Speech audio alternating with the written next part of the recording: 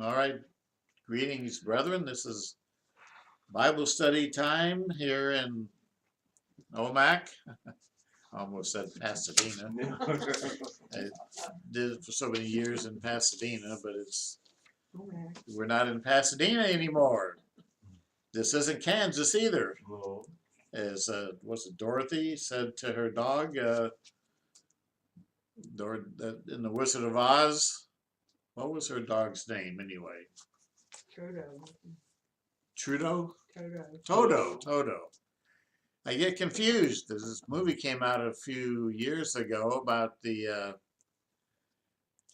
was it not Chronicles of Narnia, but the other one that was such a big blockbuster with three different, about these funny looking boys in this funny civilization and this weird little guy that looked like a weasel, and they were trying to the ring of the Lord of the Rings. Lord of the Rings, yeah, Lord of the Rings.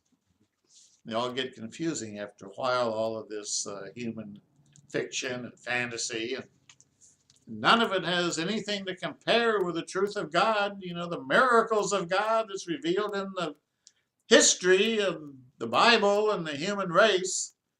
I've been working on, well, I guess I should give you the date today before I get too far afield. Today is the first day of the month of February 2014, and it is Shevat 30. Yes. Is that right? Yeah, it is right. So tonight will be the new moon, and be the new moon of Adar 1 this year, because we expect to have 2 Adars this year. It's a leap year, so it'll be an Adar 2, and then of course we'll be back to Nisan, the first of the Hebrew year, first month of the year, in the spring, and that means we're about 2.5 months away from, can you guess? What's coming up in 2.5 months? Pesach, Passover. Right, we're almost through another winter, and spring is beckoning, and just March 21st, 22nd will be the spring equinox. And so we're almost through this winter, and it's amazing how little snow we had here in Omak. This year, I think all of our snow went and got dumped on Philadelphia, New York City, and Boston, and Charleston, North Carolina, and even some of it went down to Georgia, where they had about 3 inches, I guess, and the highways were tied up, and cars couldn't move, and traffic was stalled for like 8 hours, or 12 hours, or 16 hours, because they don't know how to handle snow. And they bought all this snow equipment for some reason, and I guess nobody knew how to organize it, or how to operate it, or how to get it functioning and in time, and it wasn't properly pre-planned and located, and it was a mess, a snarl of traffic in Atlanta, Georgia. Well, I got the Karaite Corners report for this month, the 12th biblical month. It says, based on observers, the new moon was not seen in Israel due to clouds. Unless we get more reports telling us it was or was not sighted, the new moon of the 12th month will be February 1st, that's today, 2014, at sunset, by default. In other words, this is the last possible day of the month of Shevat. It's day 30 of Shevat, and a Hebrew month cannot have more than 30 days, or less than 29 days, unless God performs a miracle and alters the orbit of the moon and makes the moon stop once again, like he did in the days of Joshua during the conquest of Canaan. We don't expect that right now in this year or this month, but it can happen again. In fact, the book of Habakkuk says it will happen again in the day of the Lord. God will once again hold the sun still in the heavens and make the moon stop in its motion around the earth for about the length of a whole day. So what happened in the days of Joshua was really a type a forerunner of what's to occur in our day. You know, mankind is going to learn that there is a God after all. Yeah. They're going to learn that God exists and He rules in the affairs of heaven and earth and throughout the universe. All these scientists with their weird and crazy ideas that there is no God, and as Fred Hoyle once said, an astronomer from Great Britain, in the beginning was the Word, and the Word was hydrogen gas.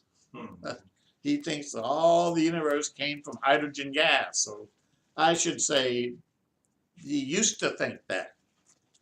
But later on, he recanted his views and admitted that there must be a creator. At least that's what I understand. So they did not see the new moon in Israel this year due to cloud cover. So today is by default the last day of the month of Shevat, and the new moon will be declared as of tonight, and tomorrow will be the first day, literal day, of the new moon of the month of Adar 1 this year. Now I got a letter, an email I should say, from Ray Castro in Texas. We were asking prayer for his Joey Arriago, I guess it's his nephew. I'd have to check that out again. But Joey's now home from the hospital, and he's doing fine. He's much better. His lower intestine is back to normal. The doctors had determined it was twisted, and they were going to operate and remove a section of it and have to sew it back together, and he'd be in the hospital, and that's pretty serious surgery. But they determined that it's doing fine, it's straightened out by itself. Or was there a divine power that intervened while we were praying and straightened it out for him as a sign of God's mercy and love and compassion? And that He answers prayer, and that He does intervene. I think the case is obvious that God did intervene to deliver Joy from that serious trial and that potentially serious illness. And he's now released from the hospital as of yesterday evening. He'll have a follow-up exam in 2 more weeks. And Ray says, thank you all for your prayers, and thank God for all His love and many mercies. Yeah. It's wonderful good news. The doctor, when he was still in the hospital, came into Joey's room and said they were going to be holding back on his surgery. His progress had improved to the point where surgery was declared not to be necessary. And now he's returned home because his condition did continue to improve. And as Ray says, what a loving and merciful God we serve. That's right. I'm sure glad we don't serve Satan the devil. If you worship Satan the devil or served him, I guarantee you would be betrayed. And it would lead to your death. And Satan himself would see to it. Yeah. Because he is by nature a traitor. He's like the scorpion. The scorpion that wanted to get across the river that was in flood stage, and he couldn't get across by himself. And so I guess it was a horse. He found there was a horse nearby, and the scorpion said to the horse, "Well, would you take me across the river?" And the horse said, "Well, you'd sting me, and I'd die if I tried to take you across the river." He said, "No, I won't sting you. If I stung you, then I die too, because I get drowned in the river." So this horse, well, yeah, all right. So he let the scorpion get on his back and started swimming across the river, and got halfway across, and sting. And the horse, "Well, what'd you sting me for? Now I'm going to die. You're going to die too." And the scorpion said, "Well, that's my nature." That's my nature. So he stung him, and that's the story. That's one of these Aesop's fables type of stories.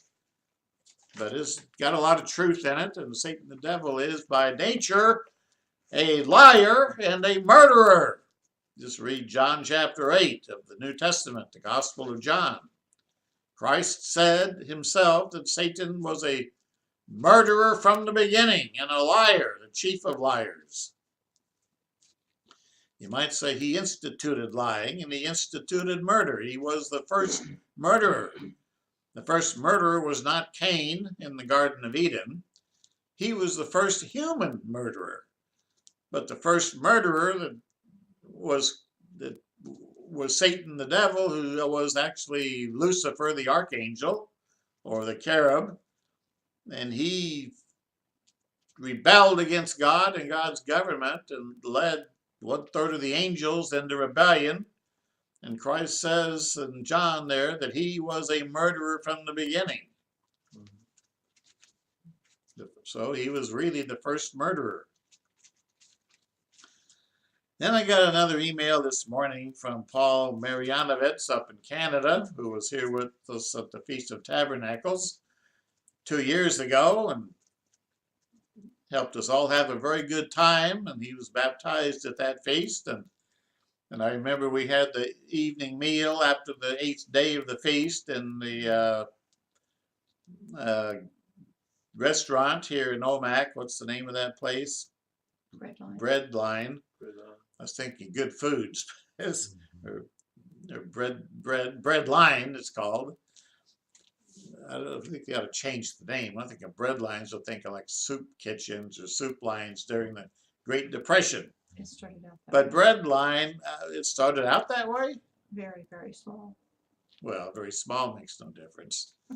But Breadline is the name of the restaurant, and it's very noted as being a very healthful restaurant with good nutritious food and organic grown meat and vegetables, and I think, and Breads. They're known for their breads. and they make their own homemade breads, of course. That's the clue. That doesn't include anything except that Bread, they got some high ratings for restaurant associations in Washington as being like a 4-star restaurant, which is good. For little tiny old Omak, we have a 4-star restaurant. So we go once in a while. They're very famous for their salads. Cappy loves their salads, and I like the salads and the homemade soup when they do it. And they usually do it, and it's really homemade. It's not one of these canned things. Anyway, this Canadian friend, Paul Marianovitz, he bought the dinner for everybody on that last great day, after the last great day of the feast that year. Because of the wellspring of his heart, he just wanted to help everybody have a good time, and so he paid for the dinner. Anyway, he says, "Hey, Mr. Dankenbring, congratulations on reaching your 73rd yearly milestone in your life. With your vim and vigor, reaching 80 should be no problem." Psalm 90, verse 10. Well, that's, 7 more years. If all works out, Messiah will be here by then. Well, 2014 plus 7 is 2021. I think he's probably right. I think the Messiah will be here by 2021. Maybe he'll be here by 2018 or 19. But, brethren, I am not going to set dates. These ridiculous enemies of mine all want to accuse me of setting dates, because I mention dates and I do calculations, and I am a man that's interested in mathematics and dates. If the Bible gives us clues, then I'll search the scriptures and put the clues together and then see, well, so if this adds up right, then this could be when Christ returns, the year, and not the day or the month or the exact day, people think they know too much. I think this Hagee, what's his name, John Hagee, wrote a book recently on the four blood red moons. And he's trying to say, I think, that Christ is going to return by 2015 because of the signs in the heavens. And he ties that in with the coming of Christ as being that very day or very time. And I think that is, that's really stretching it. There have been a lot of false prophets out there just recently, you know, a year ago, 2 years ago, saying Christ is going to come last year, or the year before that, or the tribulation was going to start 4 or 5, 6, 8, 10 years ago. Well, and New York is going to be atom bombed, one of these false prophets said, and it didn't happen. He said it was going to happen 4 or 5 years ago. It didn't happen. We're still waiting for the fulfillment of these prophecies, and the Great Tribulation hasn't come yet. I think we are in the beginning of Great Tribulation. We're in the time of Jacob's troubles, and we're in the time that Matthew calls the beginning of sorrows, or the beginning of travail, leading up to the Messiah. But we're not there yet. We're at the beginning. The troubles have already started, but now they're going to escalate and increase and magnify and grow more violent, more vehement, more disastrous, more catastrophic. But the end is not yet, as Dad says so often in Daniel, or Christ says the end, but the end is not yet. It's coming soon. And Habakkuk and those prophecies as well. Now, on the news front today, we have several letters and items that have come across my desk. Hamas leader claims third intifada, just a matter of time. They're saying, he said to an Israeli news agency last Sunday, that a third intifada or Arab uprising is just a matter of time. So, you know, no matter what Israel does, the Arabs are going to behave like the scorpion. They're going to let their true nature come to the forefront, and they're going to sting. Israel lets the prisoners and captives go from prison. The Arabs are going to sting them anyway. They agree to make peace and a peace compact, a peace treaty with the Palestinians, and let them have their own state, and they're going to get stung by the scorpions, the Palestinians. People just will not learn, it seems, and especially Israel. They are being pressured by John Kerry and Barack Obama into this treaty, and by Europe and by Russia and the whole United Nations. They're being pressured, and there is evidence that they're going to cave in to the pressure. They don't see how they can survive on their own. They need to survive in the world around them, and it looks like they're going to cave in, and then, you know, but that time all hell's going to break loose when the world says, oh, look, now we're going to have peace, as if peace depended on that peace treaty between Israel and the Palestinians. Well, does it depend on that? The Apostle Paul says in 1 Thessalonians chapter 5 and verse 4, when they say peace, peace, peace and safety, sudden destruction cometh. Like a locomotive hurtling down the railroad track. Then we have another item in the news. Israeli minister in the Knesset stirs controversy after he called for the building of a third temple. The Israeli minister of housing and construction, Uri Ariel, which means Uri, lion of God. Uri is a Hebrew word for lion, and El is a title for God. Uri Ariel, the Lion of God, on Friday said that he would like to see the construction of a third temple on the Temple Mount in Jerusalem. According to the Al Ray Palestinian news agency, Uri Ariel said the first temple was destroyed in 586 BC, the second temple in 70 CE, of the current age. Ever since, the Jews have been mourning its loss. And Noah Hutchings says in his recent newsletter that the Israeli Knesset had a vote to rebuild the temple, and the majority, or a significant minority at least, voted that the Jews should rebuild the temple. I'd like to get more information on that, but I don't think it's not binding legislation, or it'd be in the news more, I'm sure. Now here's a shocker. You want to know what's happening in the world today? Well, feast your eyes on this. Secret $8 billion deal between Obama, the president, Obama, Barack Hussein Obama, and the Muslim Brotherhood. The radicals and terrorists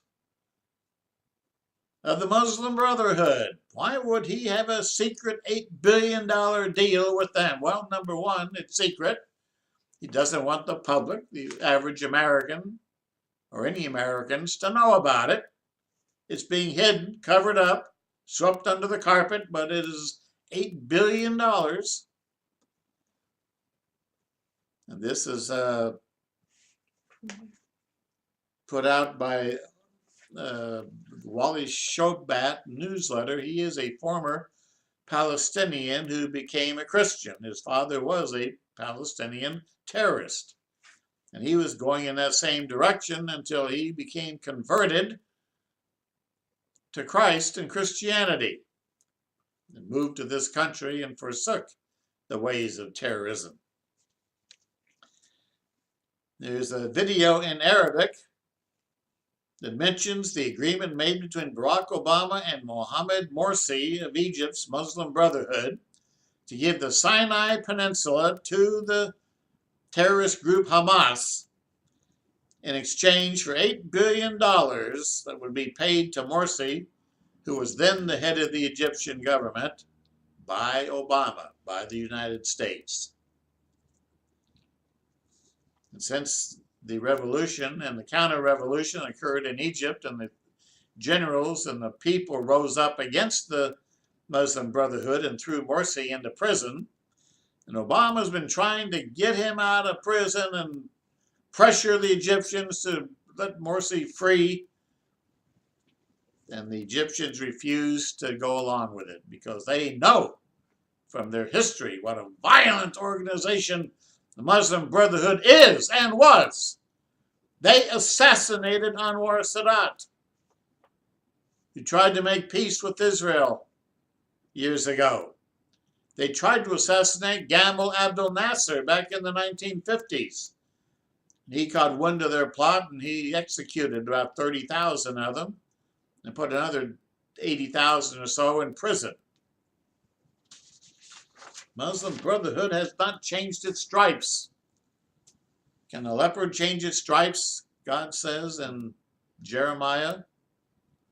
The Muslim Brotherhood is still a terrorist organization. I don't care how they lie about it and say, oh, we're for peace. We're for peace. And so the U.S. government allows them to infiltrate the United States and fund Muslim places of worship throughout the country, and to fund terrorism and to get ready to create terrorism on our own shores, inside our own borders. We're sowing the wind, God says, in Hosea, and we're going to reap the whirlwind. The article says, shocker, secret $8 billion deal between Obama and the Muslim Brotherhood. Below is a summary of the video in Arabic that reveals an agreement made between Barack Obama and Mohammed Morsi's Muslim Brotherhood to give 40% of the Sinai Peninsula to Hamas in exchange for $8 billion that's already been paid to Morsi by Obama and the United States. And you wonder why we have a $16 trillion debt? And we're funding our enemies? And we think that's the way to peace? Oh, you can have peace, just give money to your enemy. Give him more money, give millions of dollars to your enemy and sell them weapons. Give your enemy weapons. Oh, isn't that genius? Isn't that brilliant? Well, another report says Obama has given 800 tons of sophisticated weapons to the Muslim Brotherhood and Al-Qaeda related groups in Syria to fight against the government of Bashar Assad. He's funded them along with Saudi Arabian funding and given them 800 tons of Stinger missiles and weapons of destruction for their civil war, for their rebellion. Even though they are radicals, and they have been, I said a few weeks ago, they beheaded people. They decapitated entire villages of Christians, and they drain their blood and put them in vials and sell them to rich Saudi Arabians as health potions. Wash their hands. I tell you, it's absolutely unbelievable. It's despicable. But that's the nature of the beast. You get that? That's the nature of the beast. The beast, what beast am I talking about? Well, what beast does the Bible talk about? The beast of Revelation. And the nature of Satan the devil, who is going to inspire and probably occupy and invade and make his home and abode in the beast in the not too distant future. Just like Judas Iscariot. And the New Testament says that Satan entered into the heart of Judas Iscariot, and he went and betrayed Christ for 30 pieces of silver. Satan entered into him. He became what's called a son of perdition. In 2 Thessalonians chapter 2, it says that this beast, power, this bestial individual of Revelation, and Daniel, the little horn of Daniel, it says in 2 Thessalonians chapter 2 that he is a son of lawlessness and the son of perdition. And perdition means destruction, catastrophe.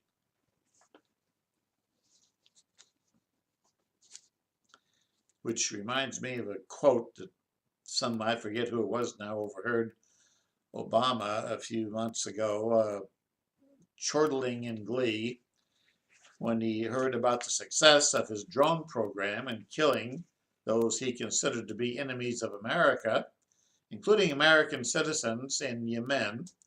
And they were killed by drones patrolling the skies. And he said afterwards that I'm really good at killing people. Well, that's just the beginning.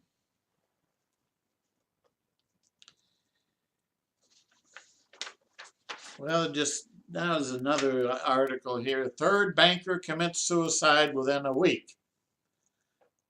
Why are bankers now beginning to kill themselves? You know, this is reminiscent of the Great Depression, the start of the Great Depression back in 1929, which was before I was here, but I learned about it and read about it. And because of the woes in Wall Street and business in America at that time, people were killing themselves, and bankers and investors and money moguls were throwing themselves out of high-rise buildings, committing suicide.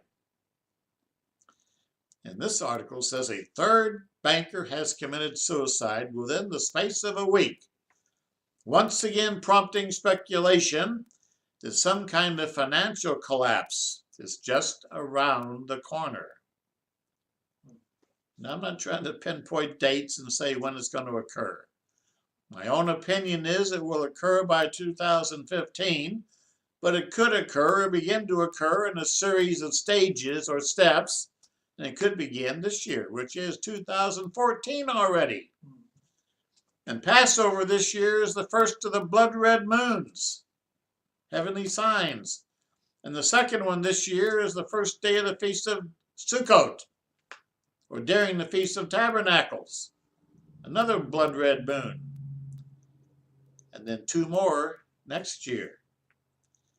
Last time this happened was 1967, at the time of the 6-Day War, when Israel fought the 6-Day War and miraculously conquered the enemy and the armies and destroyed the air forces of Syria and Egypt and the surrounding nations, and recaptured the old city of Jerusalem and the west bank of the Jordan River, Samaria, and the Sinai Peninsula and the Golan Heights.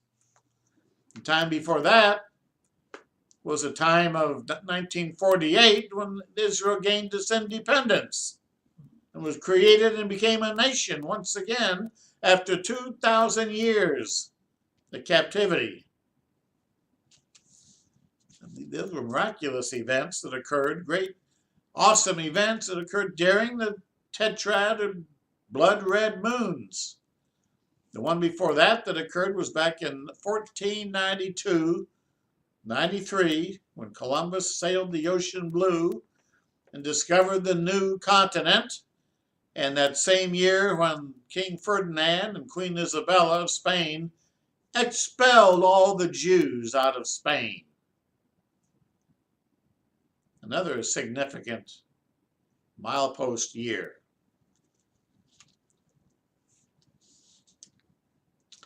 So, the article says Mike Drucker, the chief economist at Russell Investments, was found dead at the side of a highway that leads to the Tacoma Narrows Bridge in Washington State.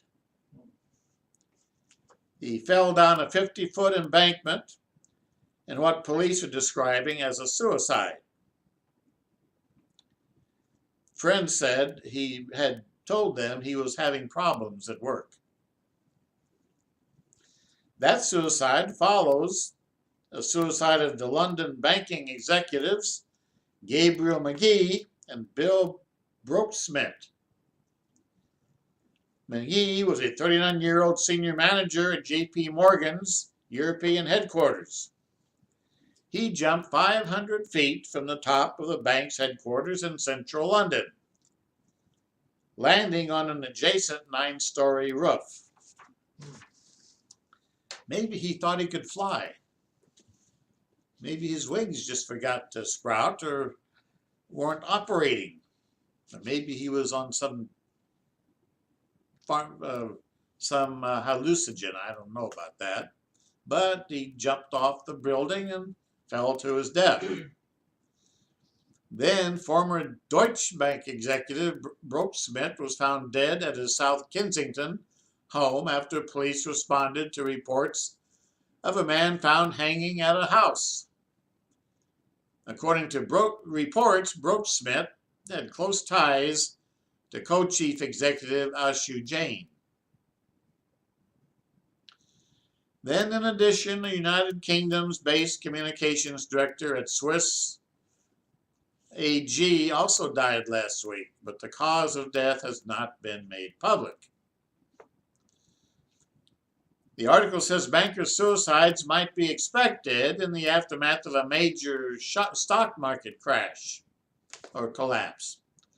But the Dow Jones hit record highs just last month, although recent days have seen the markets suffering heavy losses, tumbling down again. Some have speculated that the suicides could be related to a flurry of recent indications that some kind of major financial crash is approaching. So get your ducks in order. Or as Drudge says, what's his first name? Matthew Drudge, or Yes, Drudge report. in the Drudge report anyway. He says, prepare your exit strategy. In a terse Twitter announcement, let me look that up here if I can find it before too long. It says, prepare your exit strategy.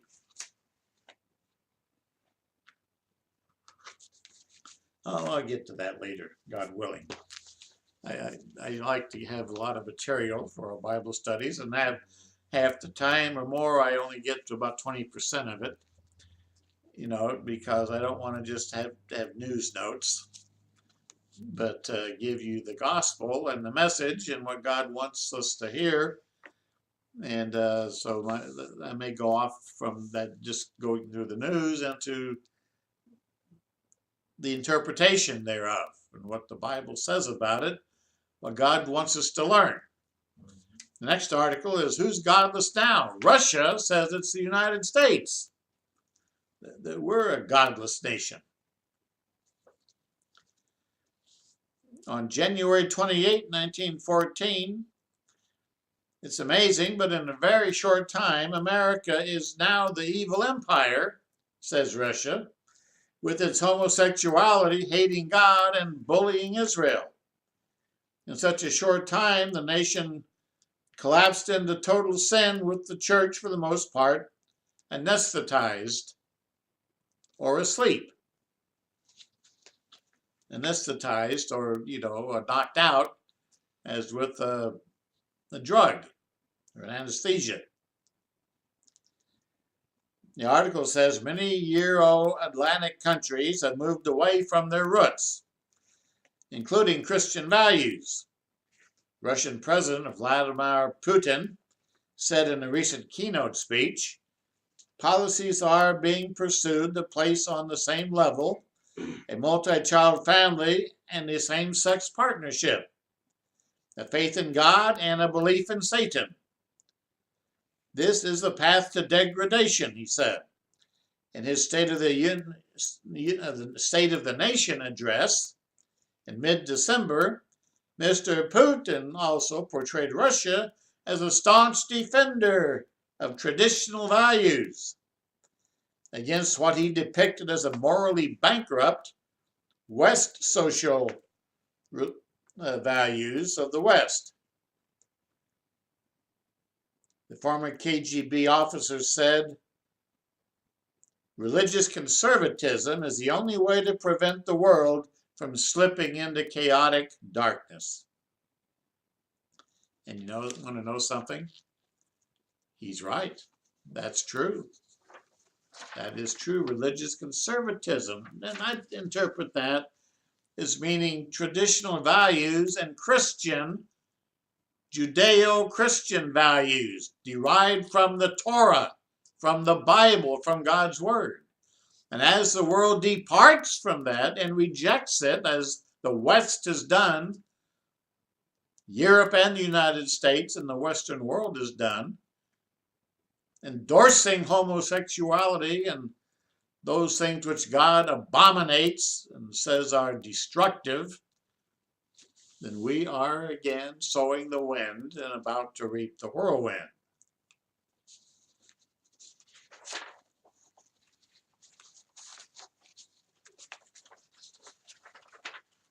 Another article, the times in which we live, is shown by the Wally Shobat newsletter. And people in America are anesthetized. They are asleep. They are drugged. They're drugged by pleasure and, well, marijuana. I mean, it's been legalized in Colorado and the state of Washington. And that's a good anesthetist or anesthetic, or what, anesthetic, or what do you call it? Anesthesia. It's a good drug to put you under. or you're not facing reality anymore. Well, Americans are asleep. They're drugged. They're in a coma because they've departed from the traditional religious values, God's law, his covenant, his Torah. And he says if we depart from him, then he will depart from us. If we reject him, he will reject us. And we will suffer plague after plague. Invasion, the sword within and the sword without, and famine and plagues and earthquakes and violence, internal turmoil. Read Leviticus chapter 26 and Deuteronomy chapter 28 for a whole litany, a whole list of terrible things and curses that will come upon those who forsake God as nations. And we have done that in the West today, and in America in particular. So here's something Americans are all blind to. They have their eyes shut, and they are just totally ignoring. Wally Shobat newsletter says, Obama family discovered to be part of secret Muslim terror operation. Exclusive. The Obama family's legacy, although most today would not even consider saying it, will one day be etched in the history books under the heading, How a Family of Terrorists Fooled America. The Obama family has promoted Wahhabist interests, and Wahhabism is the most fierce, fanatical sect of the Muslim religion, of the Sunni Muslims. Wahhabism. It was Wahhabis that flew the jetliners into the World Trade Center and the Pentagon in 2001.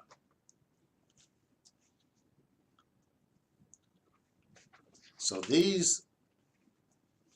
Obama family's legacy, the article says, have promoted Wahhabist interests in Saudi Arabia and were the greatest supporters of the Muslim Brotherhood in Egypt when they overthrew President Mubarak in Egypt. And they installed Morsi, the Muslim Brotherhood Sharia law fanatic. The article says, and now more damning evidence reveals the Hamas financing connections of President Obama's brother Malik Obama, adding further to what we previously disclosed.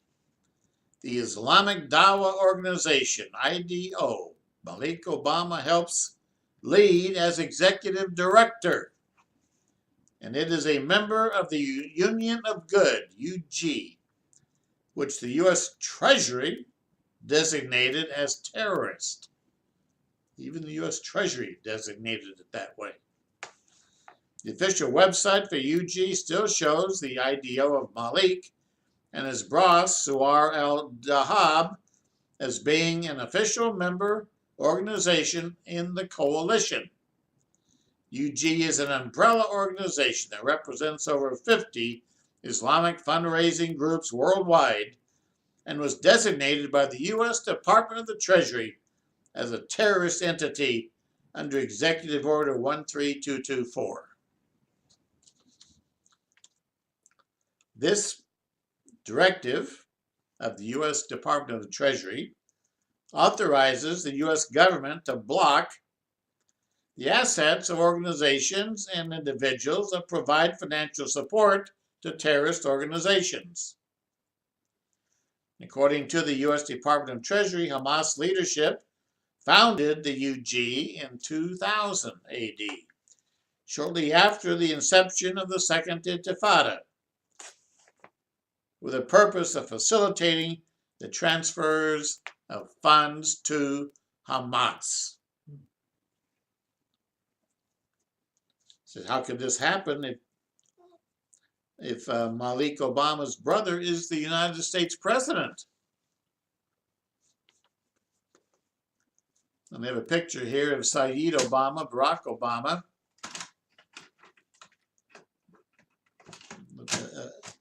There's a picture in the article here of Saeed Obama, Barack Obama, and Malik Obama when they were younger men, taken a few years ago. Then the article says, here's the damning evidence. According to the UG's website homepage, the two main photos of its two greatest leaders are the president of the organization, Yusuf al-Qaradawi, and the number two man is none other than Suwar al-Dahab, Malik Obama's direct boss. Well, I'm not going to go through the rest of that because it's all Arabic and translated out of the Arabic, but they are funding Hamas, which is definitely a terrorist organization, and they want to give 40% of it, of the Sinai Desert, to it to stage operations against Israel. And they're already, they boss or run the Gaza Strip, which is given up to their control, sadly, by Ariel Sharon when he was Prime Minister of Israel. He even came to see or think or believe or hope that Israel could persuade the Palestinians to make peace, to dwell together in peace. He was hopeful, but his hope was misplaced in the politics of this world instead of in the Word of God. If Israel wants to succeed, they need to put their faith in God, not in man or in men's arguments and claims in foreign nations like the United States. We used to be Israel's friend, but now we're becoming their enemy. In Israel today, the political leaders don't have the faith to stand up to world pressure. But hopefully they will develop that faith, or at least cry out to God before the end comes, before the end of this age, the end of this world, and utter destruction overwhelms the world. That time is coming upon us. Other related news in the world today that's happening all around us. Out of 300 Christian churches in Iraq, today only 52 remain. Muslims have destroyed 248 churches in Iraq. And around the world, blasphemy laws are being written into law in nations where if you criticize or speak derogatorily of the Muslim faith, the religion of the Muslims, or the Quran, you can be called guilty of blasphemy and put in prison or decapitated. These laws are becoming standardized in Western nations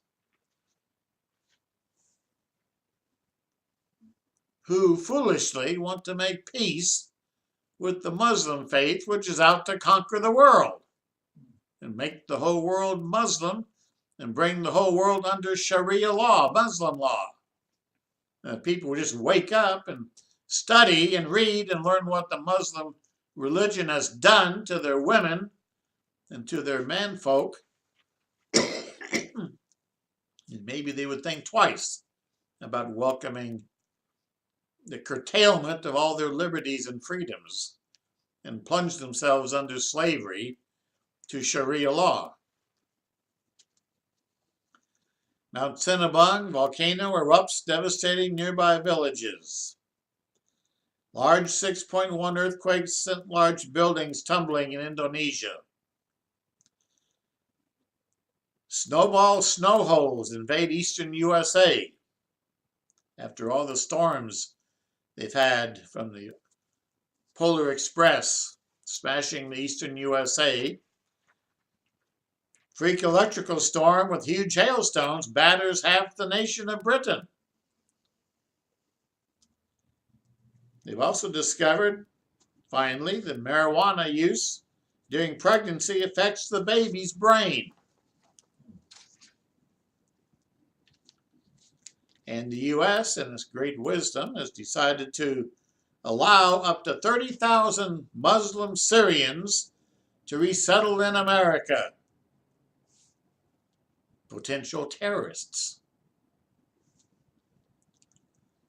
Says the article, in a potentially dangerous move, the Obama administration is working to secure the resettling of thousands of Syrian refugees within the United States. Liberals applaud the move as a humanitarian effort.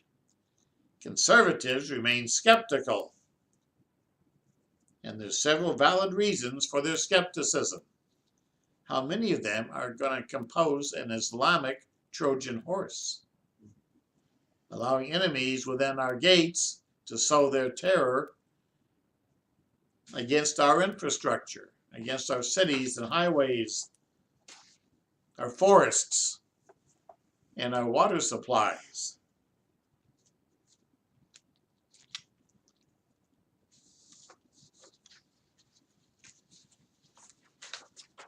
I'm going to cut through some of this and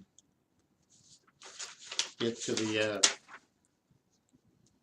really important news. That was an article I have about the honeybees are dying off in the U.S. About 30% have been killed off. And now they've pinpointed the cause as GMO tobacco plants. The genetically modified tobacco has the virus. Well, I guess I won't just ignore it. I'll tell you what it says. Because part of the prophecy is that we would have plagues coming upon people for our disobedience to God's laws. Now, these are man-made plagues. Report common GMO tobacco virus potentially linked to bee deaths. What do you get when you cross a fish with an elephant? The question is, and the answer is, a patent. So nobody else can then do it without your permission. Transgenic genetic modification is no joke, however. It has the potential to create new diseases that can jump species. A new study has found a pathogenic virus has jumped from genetic engineers' favorite test bed tobacco to agriculture's most important helper, honeybees. Honeybees are vitally important to our food supply, and they're dying off in massive numbers, called colony collapse disorders, CCD. This was first identified in 2006, and it's been killing about a third of honeybees every year since then. What is the cause? Well, the tobacco ring virus is another possible cause of CCD. The fact that a plant virus would make such a radical jump from plant to animal is a cause for concern, the article says. It's not just a virus jumping from one species of plant to another, but moving up 6 levels to the biological hierarchy, jumping from the plant kingdom to the animal kingdom. That is shocking and baffling and mind-boggling. Killing off bees now. The viral infections have a significant negative impact on colony survival. It's even more interesting that it's the tobacco virus, since tobacco has been the go-to plant for genetic modification. The first tobacco plant that was genetically modified was in 1982. And now, 30 years later, we're beginning to see the devastating, catastrophic results of that. It's kind of like smoking. The smoking companies were in denial that smoking caused lung cancer for 50 years. And they got their own scientists together to deny it, to deny their link, their relationship. But finally, the evidence was overwhelming, and the United States Attorney General years ago declared smoking was a cause of cancer, and they had to put the label on all packages of cigarettes. And since then, we've outlawed cigarette smoking in restaurants throughout the nation. But the GMO tobacco plants, which are the most popular plant for genetic modification research, secrete human proteins, produce rabies antibodies, and a plant that can't stop growing. Unlike selective breeding or crossbreeding, transgenic engineering is what concerns GM critics the most. This is splicing genes from an animal into a plant. The result of this engineering is called Frankenfood, from Frankenstein the monster. Now we're developing Frankenfood in our country. But the FDA approves it.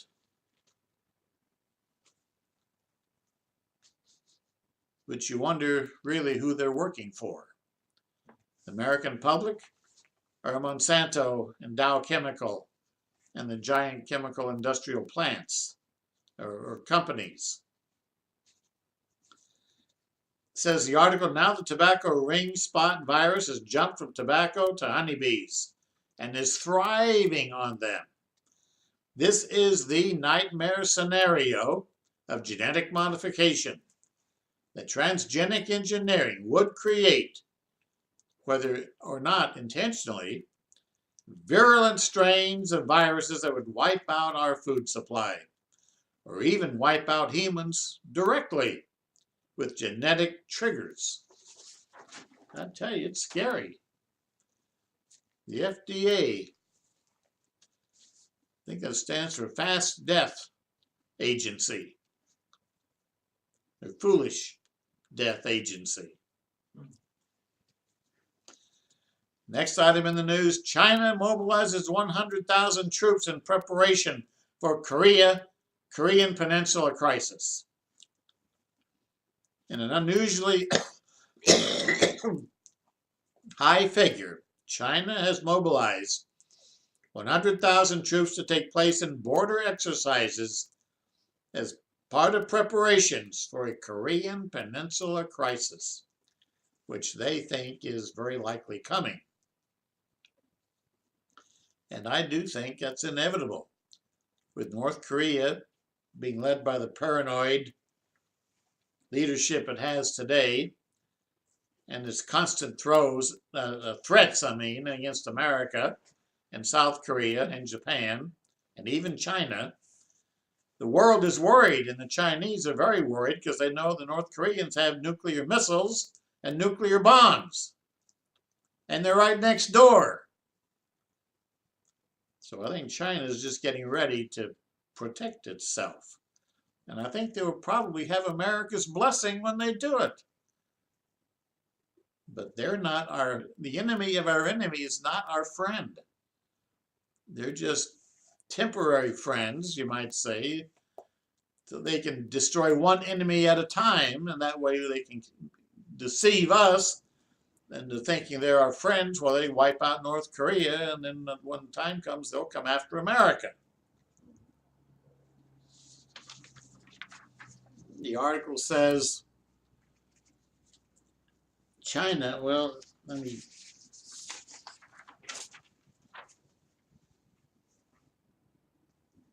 these exercises that they're doing near the border of North Korea have been launched as a response to the execution of Jang Sung-taek, former vice chairman of North Korean National Defense Commission. Jang was seen as a trusted mediator between North Korea and China. And now he's been put to death. Reports out of Hong Kong say he was put in a cage with 100 rabid dogs, or hungry dogs, with his top aides and lieutenants, and the dogs attacked them and killed them and then ate them, leaving nothing but their bones. Well, that's a report out of Hong Kong. And I've seen no reports to disprove it. And I personally think it's actually, that's the way it happened. The guy's a madman that runs North Korea.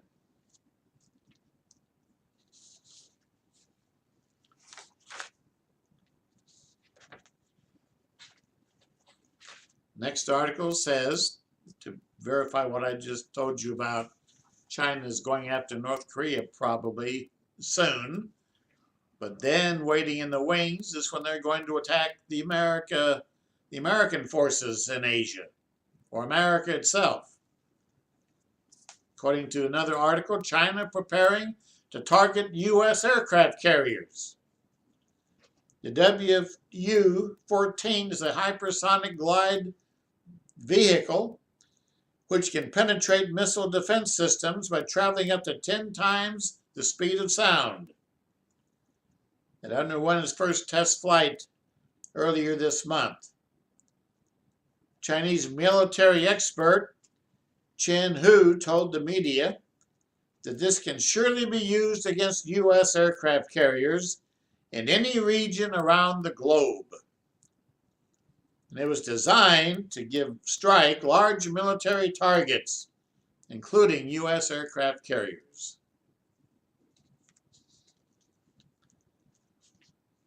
Last year, China reportedly sunk a mock U.S. aircraft carrier, utilizing the DF-21D anti-ship missile, dubbed the Carrier Killer, during a war game that took place in China.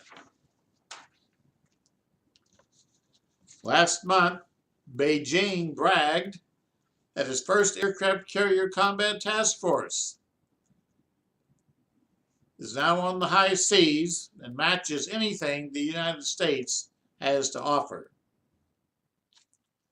President Xi Jinping is telling the Chinese military to prepare the People's Liberation Army for war in response to U.S. aggression in the Asian Pacific,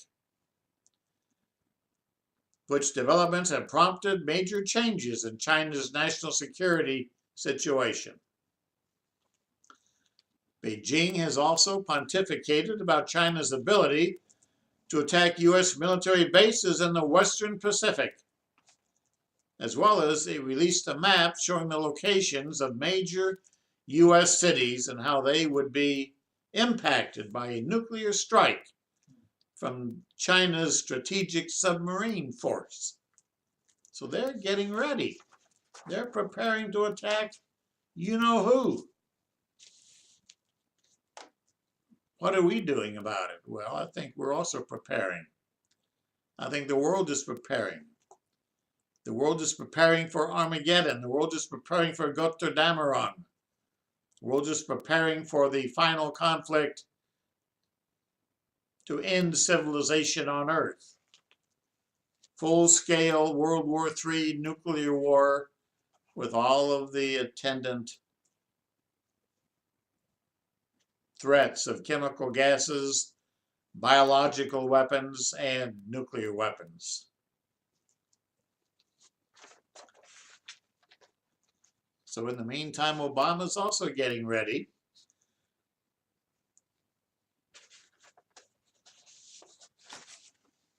According to another article, Obama launches chilling purge against political enemies.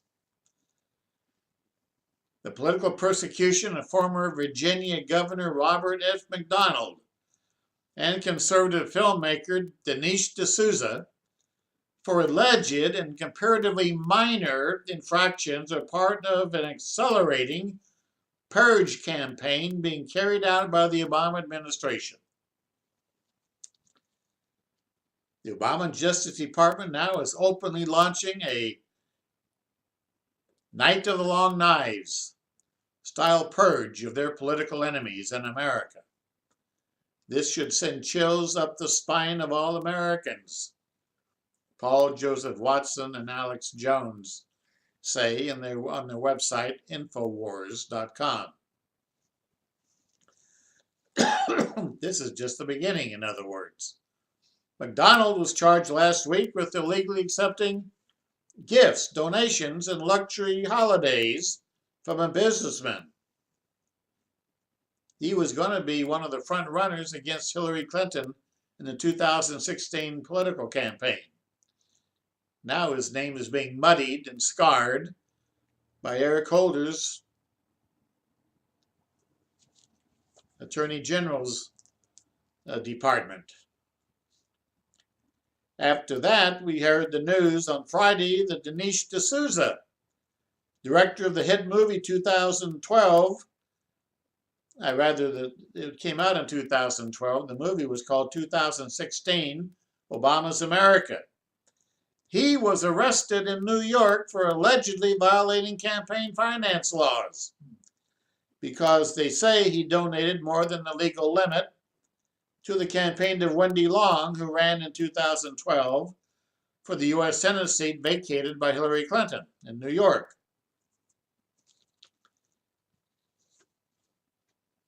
He apparently gave her about $20,000 to campaign.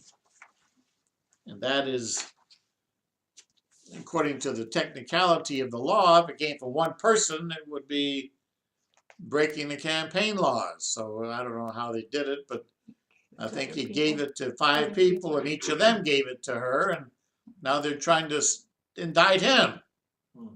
Now, those 5 people gave her the money, not him. He's got another documentary that's supposed to come out this year. It's entitled America.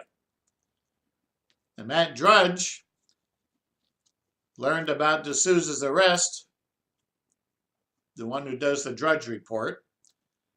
He tweeted that the Attorney General, Eric Holder, was unleashing the dogs of Obama's most prominent critics.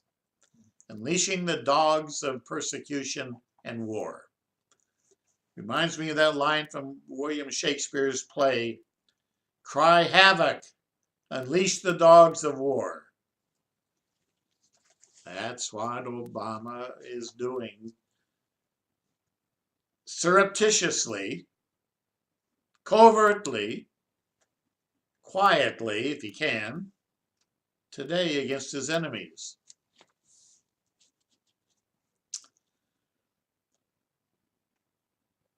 It says the Drudge Report, in light of the recent events and the way the IRS has been used to stifle dissent, this arrest should send shivers down the spines of all freedom-loving Americans.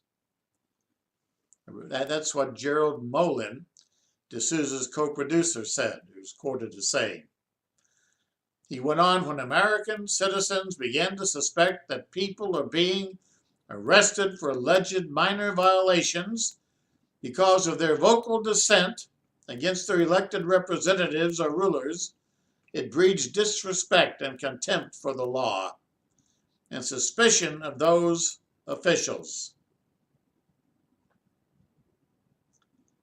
Criminalizing political dissent in the United States of America is what radio talk host Laura Ingraham called it. Welcome to the brave new world of retribution justice, Rush Limbaugh said. And Limbaugh added, the White House is trying to criminalize as many Republicans and conservatives as they can. Silence the opposition to bring about, prepare the way, pave the way for the oncoming new brave world of the New World Order, a tyrannical socialist government. New York Governor Andrew Cuomo highlighted this threat, who recently asserted that conservatives have no place in the state of New York. How did we get to this place in our country? How did we get to this unfathomable, incomprehensible, ridiculous, un-American place? Conservatives are the backbone of America.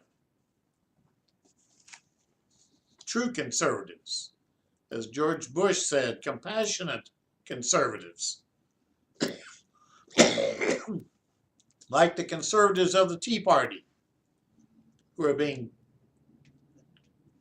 demonized by Obama and the left-wing radical communist Saul Alinsky worshippers.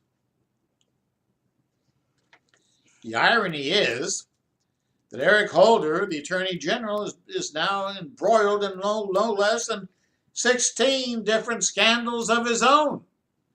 16. And he's going to prosecute Dinesh D'Souza.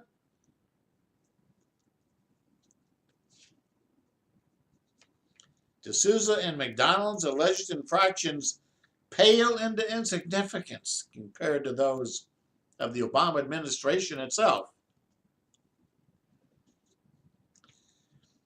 Recall, the article says that Obama campaign itself was responsible for violations of campaign finance laws that dwarf those alleged to have been committed by D'Souza and McDonald. The Obama campaign was hit with one of the largest ever fines ever handed down by the FEC when it was found to have illegally hid and improperly disclosed thousands of political donations in his 2008 campaign, totaling nearly $2 million. And that's just the tip of the iceberg. His campaign was also flooded with illegal donations from foreigners in 2012. Fraudulent contributions. But they were largely ignored by the media. Hardly anybody reported on them. And they also being vocal and politically aggressive in their unfolding purge designed to chill dissent and to intimidate conservatives before the 2016 election. They're preparing the way for Hillary.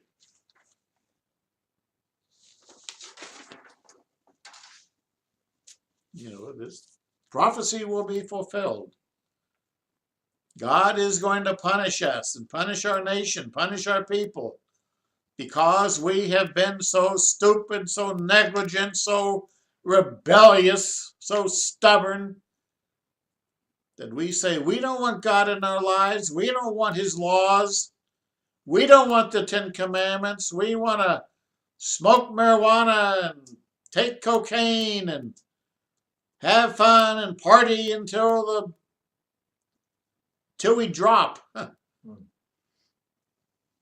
Americans today have lost their senses. Our educational institutions are monsters of false teaching and miseducation. And as I said earlier, or I guess I said earlier, the CIA has been rearming Islamic terrorists in the Middle East. This is one of the least secret secrets in the Middle East. In June of last year, the Los Angeles Times, no less, revealed that CIA specialists have spent the past year training Syrian Islamic groups in the use of anti-tank and anti-aircraft weapons. According to Islamic fighters on the ground, the training consists of learning to utilize Russian-designed 14.5 millimeter anti-tank rifles, anti-tank missiles, as well as 23 millimeter anti-aircraft weapons. Then, in November 2013, the French newspaper Le Figaro reported that the CIA operatives working with Jordanian and Saudi intelligence had provided Syrian rebel groups with at least 600 tons of advanced weapons, including deadly anti-aircraft guns. 600 tons. from America's arsenal to Al-Qaeda related terrorists.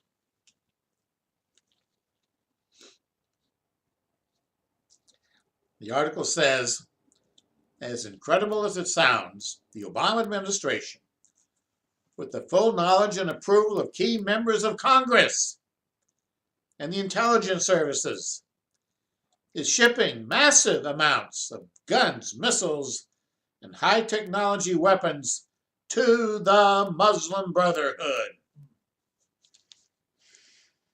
What is the Muslim Brotherhood, the article says?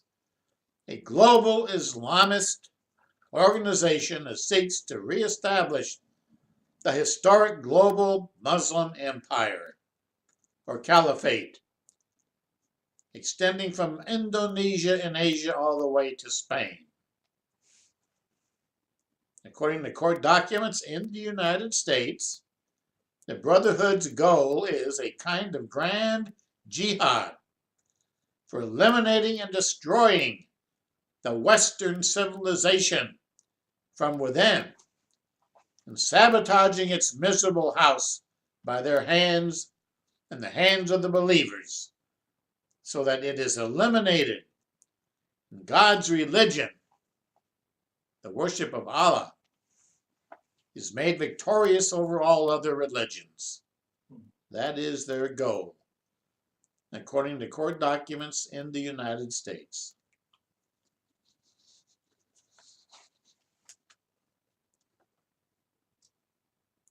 In June of last year, Tariq Fatah of the Toronto Sun newspaper wrote an article entitled Obama Arming America's Enemies and asked why. That's a good question. Why? Why is he arming our enemies? He said it is providing funding and possible future arms to Al-Qaeda-inspired terrorists. Well, that's bad enough. But a military official said Al-Qaeda-affiliated radical Islamic groups in Syria now constitute more than 50% of the rebel force and are growing by the day. And those, in reality, are the ones that are getting our weapons that we're funding.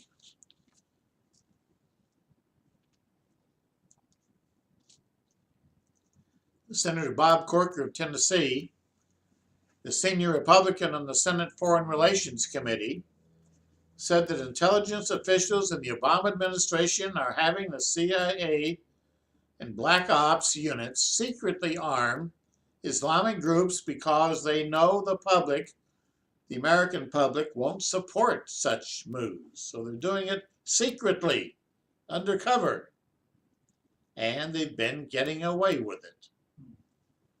Because where's the watchdog? Where's the press? They're silent. He said what they're seeking is to do this covertly, so that they will never need to make a case to the American people. And only a handful of people are involved, he said. I think it's terrible policy. Now the truth is finally coming out about it. What's the upshot going to be? Well, some are calling to impeach the president. More and more Americans think the president should be impeached. The Tea Party says impeach him. Glenn Beck says he needs to be impeached. Rush Limbaugh, the conservative commentator, says he needs to be impeached. But the politicians don't have the guts to do it. They're either in bed with him or they're his spokesman and his mouthpiece. And even Boehner of the House of Representatives appears to be a traitor and an ally of Obama. You notice how Obama singled him out for praise during the State of the Union address? Boehner the bum.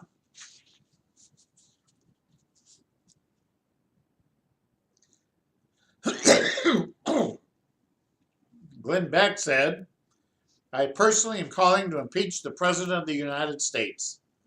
This is impeachable. He is arming known terrorists. In order to do this, the Washington Examiner, a newspaper, said on September 17 that Obama waived a provision of federal law designed to prevent the supply of arms to terrorist groups. He just waived it. He ignored the law. He said on his own authority, that law does not apply. I'm going to kick it out. So he's a lawless president. And Congress isn't holding his feet to the fire, because Congress is sympathetic with him. The Senate is mostly Democratic, and they're all leftists and in bed with him. The Republicans are intimidated, and most of them are in bed with him, except for the Tea Party and the real true conservatives.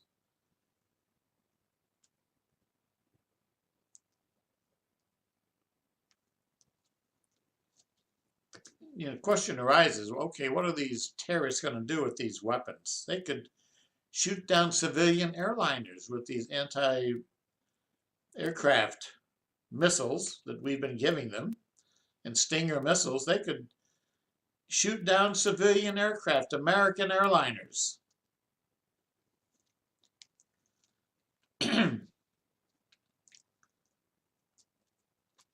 Well, the situation, they say, is just getting worse and worse. And Matt Drudge has issued a warning about it, which every one of us ought to listen to and take heed to. The warning is, he said in a tweet, have an exit plan. Very short, very simple. He says, have an exit plan.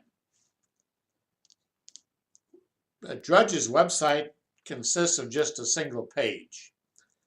But Matt Drudge is arguably the most influential media personality in the world today.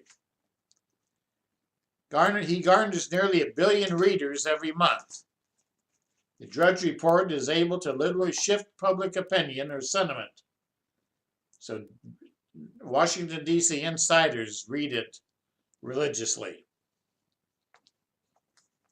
If he headlines a story, it spread to millions of readers virally in near real-time fashion. Over the weekend, the self-made media behemoth took to his Twitter account with a simple warning consisting of just 4 words: have an exit plan, or have an exit strategy. Over the weekend. The warning, the article says, while cryptic, may be the result of direct insider information. Considering the fact that he once nearly brought down the Clinton administration by revealing the president's indiscretions with a White House intern, one could make the case that if anyone has legitimate sources pouring in from across the world, it's Matt Drudge. Could this be warnings to stock market investors regarding foreknowledge of an imminent collapse of financial markets in the U.S., Canada, Europe, and China? Or is his access to insiders and key positions allowing him to connect the dots for something that may occur in the near future? 3 weeks ahead of the September 11 attacks in 2001, Drudge headlined warnings of possible strikes on U.S.-based targets. So there may be a credible insider source for his most recent warning. The article warned something has spooked Matt Drudge, and he's not alone. Last year, one of America's leading talk show hosts, Mark Levin, warned that the U.S. government has been simulating the collapse of our economic financial system and society, with the potential for widespread violence. There are countless such examples of media personalities issuing similar warnings.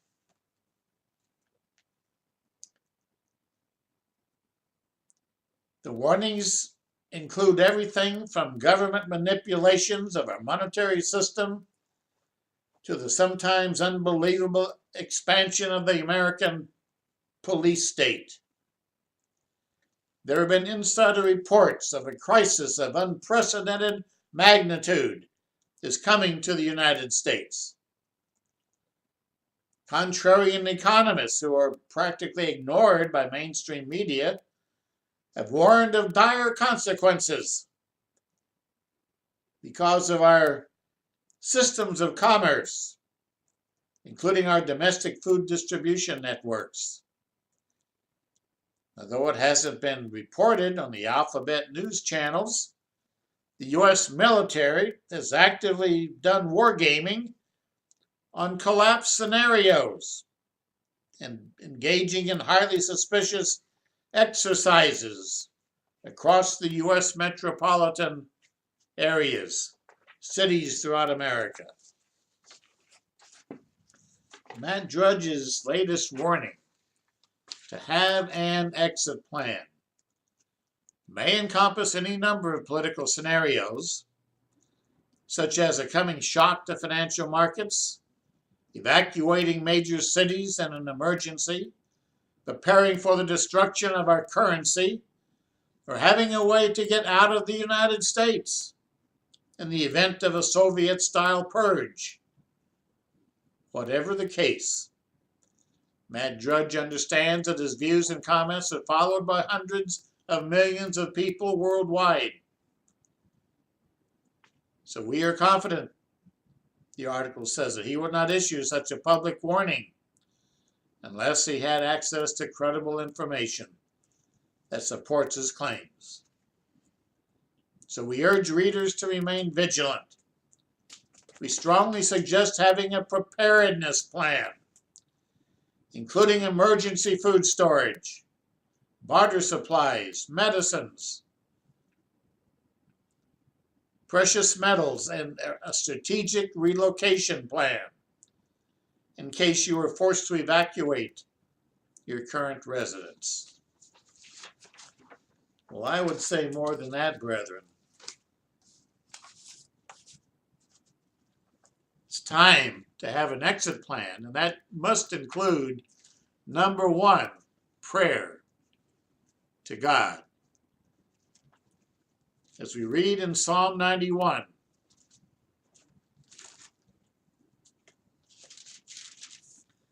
God promises in any situation, disaster or threat to our nation and to his people, that we need to turn to him for deliverance. Psalm 91, verse 1, he who dwells in the secret place of the Most High shall abide under the shadow of the Almighty. I will say of the Lord, he is my refuge and my fortress, my God, in him I will trust. Surely he will deliver you from the snare of the fowler and from the perilous pestilence. He shall cover you with his feathers, and under his wings you shall take refuge.